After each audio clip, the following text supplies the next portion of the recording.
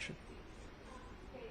Hi, Assembly Member. Two questions. Very quickly, the first is about your free bus proposal. Have you made any inroads in funding for it? And if you wanted to speak briefly about why buses, I know sometimes they're overlooked in these larger transit plans. And my second question is President Trump's Homeland Security Council today just discussed you as a national security threat and suggested the federal government to take action against you. I guess this is off what the president said yesterday.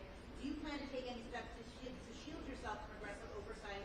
That could happen, and if so, what are they? So I'll start with the buses. A few years ago, my then Chief of Staff, now Campaign Manager, L. Bisgard Church, and I started a listening tour with transit experts, advocates, and the MTA itself. And it was in a meeting with senior officials at the MTA where someone remarked to me that if you really cared about equity, you would focus first on the buses. And it was a suggestion, and I took it to heart, because what it spoke to is the fact that bus riders are disproportionately working class across these 5 boroughs. There are more than 1 million New Yorkers who ride them every day. And these are the slowest buses in the country.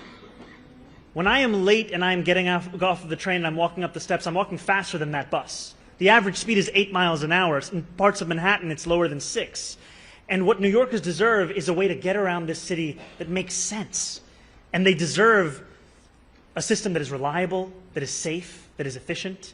And as an Assembly member who, alongside the Deputy Majority Leader Mike Gianaris in the State Senate, won the first fare-free bus pilot, we saw that in making a bus free, it wasn't just economic relief. It was that ridership then went up by up to 38%. It was public safety, as assaults on bus drivers went down by 38.9%. And it was also a question of the environmental impacts, as 11% of new riders got out of a car or a taxi and got onto the bus. One of the many things that makes me proud to be a New Yorker is public transit. And as I speak to New Yorkers across the 5 boroughs, I hear their desire for world-class public transit. And to make a bus free is to take one significant step towards that.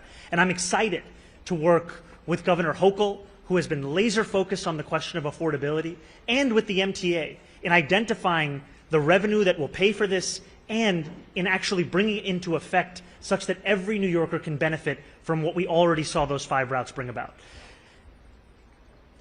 Yesterday, Donald Trump said that I should be arrested. He said that I should be deported. He said that I should be denaturalized.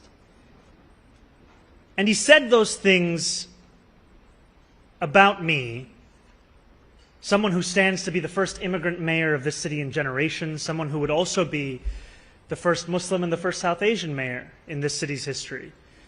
Less so because of who I am, because of where I come from, because of how I look or how I speak, and more so because he wants to distract from what I fight for. I fight for working people. I fight for the very people that have been priced out of this city, and I fight for the same people that he said he was fighting for. This is the same president who ran on a campaign of cheaper groceries, who ran on a campaign about easing a suffocating cost of living crisis. And ultimately, it is easier for him to fan the flames of division than to acknowledge the ways in which he has betrayed those working class Americans, not just in this city, but across this country, and the ways in which he continues to betray them. Because we know that he would rather speak about me than speak about the legislation that he is shepherding through Washington, D.C.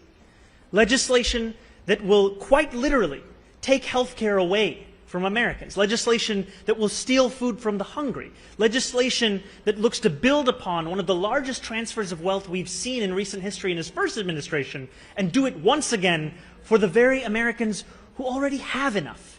We should be fighting for those that do not have what they need to live a dignified life. That is what I will do, and I am thankful to have the protection and to have the support of so many New Yorkers who have stood up and said how unacceptable this is, including our governor, including members of the labor movement.